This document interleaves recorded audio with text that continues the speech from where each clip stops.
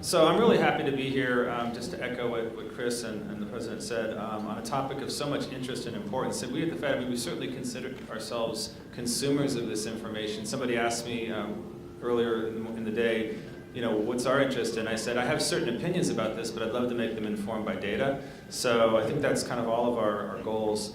I want to thank my fellow event co-sponsors. My role here at the Board of Governors, I work in the Division of Consumer and Community Affairs, which I'll just say a quick word about.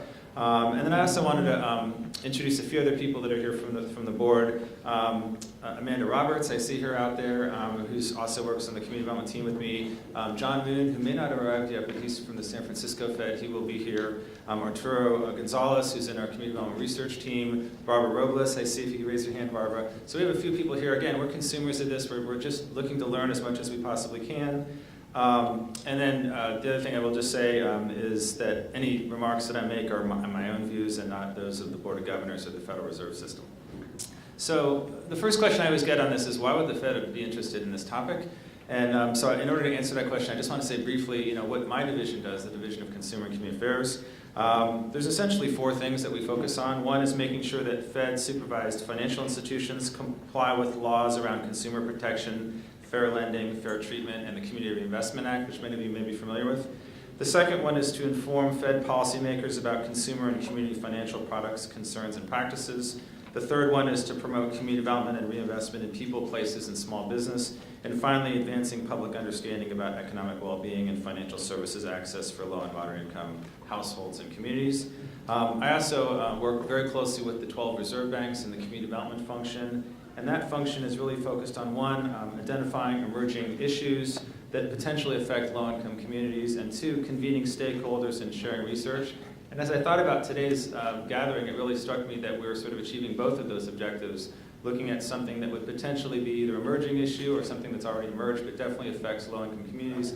And secondly, convening. I mean, one of the things that was really interesting as I was looking through the list is there's folks here from all kinds of different sectors, and I'm really looking forward to hearing what you have to say. We have a lot of expertise in the room, so this is one of those events where it's not just the presenters, but it's really everybody that I hope to learn from. So in answering the question, beyond just why would we be interested based on our organizational mission, why would we be interested in this specific topic, there's a couple things that excite me about this topic, and then there's some things that I want to learn more about it.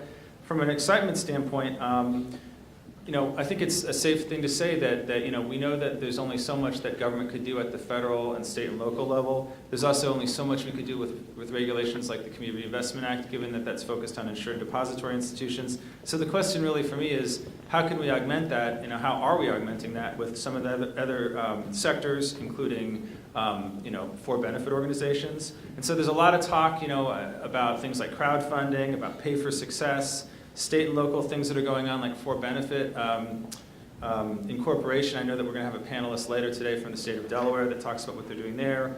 Work on better definition of impact and consistency of measurement. You may be familiar with GERS and IRIS efforts. Efforts around certification regimes, things like B Corps. And then finally, just things that individual corporations are doing to sort of try to find a balance between the financial goals and impact goals. So with those reasons to be excited, there's also a few things that are not troubling, but at least they're questions. And if you look at the agenda, I think we're looking at a lot of these questions. But really one of them is, you know, what is in and what is out as far as what a for-benefit is. The San Francisco Fed a few years ago published a journal on the topic of impact investing and really explored that question. To what extent are some organizations for benefit in name only?